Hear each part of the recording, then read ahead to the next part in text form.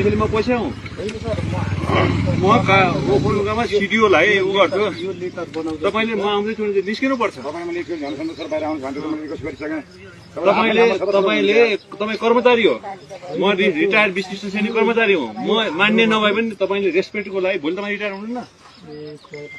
तपाईँले त्यसै गर्ने एउटा जिल्लाको एउटा मान्ने आउँदाखेरि भित्र हेडमास्टर चुप्पो लगाएर बस्ने तपाईँले जे गर्दा पनि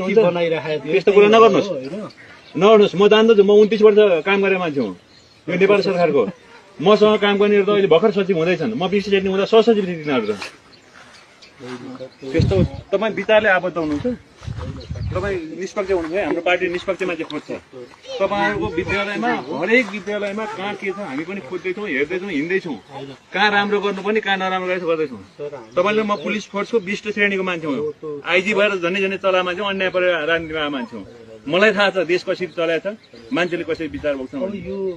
तर तपाईँले म त्यहाँ गेटमा गएर बस्दाखेरि मान्ने बाहिर बसिरहेछ अनि तपाईँले निस्किने ननिस्किने जानकारी भएन म यो चिठीको लागि त्यस्तो कुरा तपाईँहरू मान्ने आएर रिसिभ गर्न आउनुपर्छ यो जिल्लाको अहिलेको 1 नम्बर मान्ने हो पार्टी जुन सिक्यो विचारले चल्ने हो यस्तो कुरा गर्नुहुन्छ तपाईँले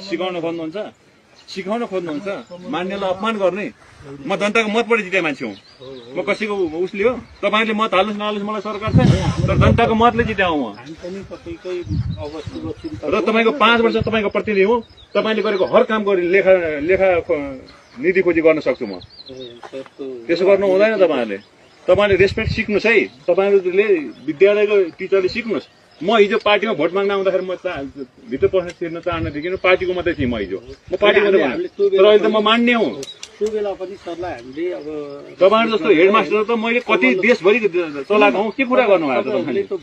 कस्तो मान्छेहरू मेरो कमान्डमा बसेर काम गर्ने मान्छे हो तपाईँ म भित्र छिरेर जाँदाखेरि भित्र हेडमास्टर छ भने बाहिर फर्केर हिँड्नु पनि कुर्सीमा बसेन को त्यो कर्मचारी हो कि कुनको दर्जाको त्यो कुर्सी राखेर मैले सोधिसोधेँ हेडमास्टर कहाँ हो भनेर भित्र हुनुहुन्छ त्यहाँ ढोका छैन हेडमास्टर मान्ने आउँदाखेरि त्यस्ता कुरा गर्नुहुन्छ सिकाउनुहुन्छ तपाईँसँग कुरै गर्दैन तपाईँको रेस्पेक्ट पनि चाहिएन मलाई कुरै पनि गर्दैन म तपाईँको विद्यालय तपाईँ आफै चलाउनुहोस्